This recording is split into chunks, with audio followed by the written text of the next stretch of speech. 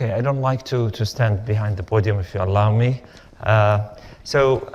Really interesting talk by His Excellency Haile Abedat, and I had before this some thoughts while I was sitting here. So why we do regulate medication? Why we regulate drugs? So basically we are trying to protect public health in food and drug industry. I know I will lose my face from the Facebook, but that's fine. At least they can hear me. So really we try to protect public health in drug. So how we are doing it? So for me, just brainstorming, there are maybe 3 or 4, actually 4 elements. We are doing it through setting regulation and standards, communicating these standards and regulation and awareness, and enforcing, and that's very, very essential, enforcing, and different components were part of the enforcing, and also science, which will include research and other components for its clinical trial and others. So I'll talk about it about the Saudi FDA, about our vision and mission, and some of our plan and what we are covering, and then mention about the quality of medication and how we look at it, and then some projects that we have in the Saudi FDA. So the current vision, although we are working on our new strategic plan and setting up our new vision and mission, to be the regionally regulatory authority for food, drug, medical devices with professional excellent services to protection and advancement of health in Saudi Arabia. Similar to that, the mission looking at these different products, safety of food, safety and quality and efficacy of drugs, and also for the medical devices. So what are the scope of work for us in Saudi FDA? We have 6 products. We are managing product or regulating product, but not practice. So we have food, drug, medical devices, cosmetics, feed, and pesticide. Large range of product that you can imagine to regulate. So if we look at the quality medication attribute, so usually we say in academia the characteristic of ideal medication: safe, effective, affordable, and safe, effective, affordable, and available. And you can add also quality as a part of it. Managing these different things is very difficult. I mean, affordable with the price, it may not work all the time together. But I think these are the essential thing. We are in Saudi FDA, we are really looking at all these 5 things. We talk with the pharma about it, we talk about it with the consumer, we talk about it with the healthcare providers. These where we are trying to look at the efficacy, either new branded drug or generic. And this is very essential for us, the efficacy. And we are doing multiple projects, different projects, initiatives with me, Dr. Sam Sagar, doing a lot of this to improve in the efficacy, in the safety, vigilance, inspection, and others, very, very essential component. Availability, access to healthcare is essential. Even if you go and have access to physician and whatever, if you don't have the medication, that's very difficult situation. It will really impact health status of the patient. Affordability, it's an essential component for medication, and also quality standard of that product from manufacturing or before that until reaching the patient. So in Saudi FDA, we'll look at like pre-market, post-market, and also access to quality control.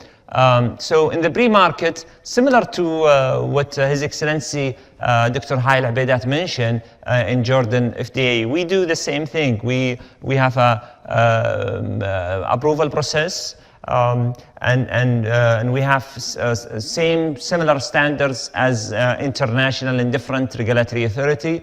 We have in the Saudi FDA about total 2,000 employees, Most of them, they get their education and training in different countries, in different parts of the world. We have good percentage of them in the drug sector.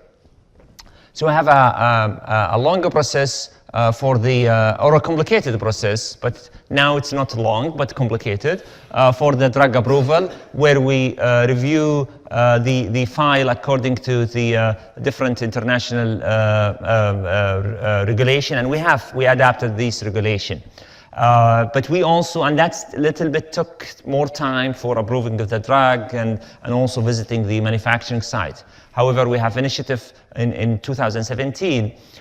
We, in the Saudi FDA, dropped the time for the response for a file about 68% in 2017, the same period compared to 2016.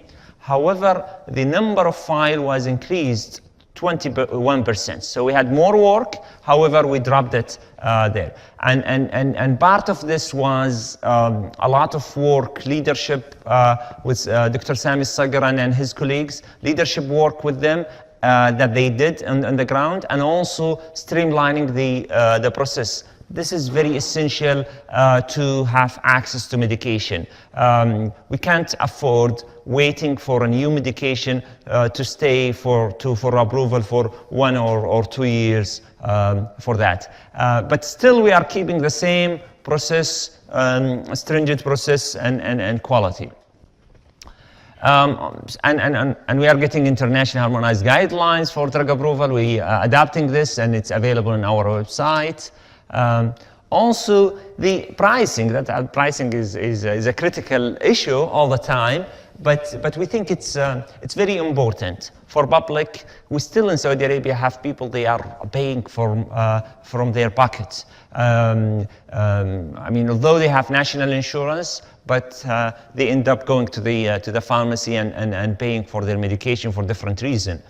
But at the same time, you want make sure it's available. We have a lot of medication now, generic, and it's very cheap, but it's not available in the market because it's pharmaceutical. They said there is no profit from it. We don't want to bring it. Then we go and review and trying, and that's what our colleague in the drug sector trying to increase a little bit the price so it will be available in the market. But also regulating the business, all the pharma, the availability of medication, and how many generic available, that also will help the availability of the drug rather than just only increasing the price. On the other hand, we have a lot of medication with a high price and our patient cannot afford, and we need to review the pricing scheme and the methodology for it.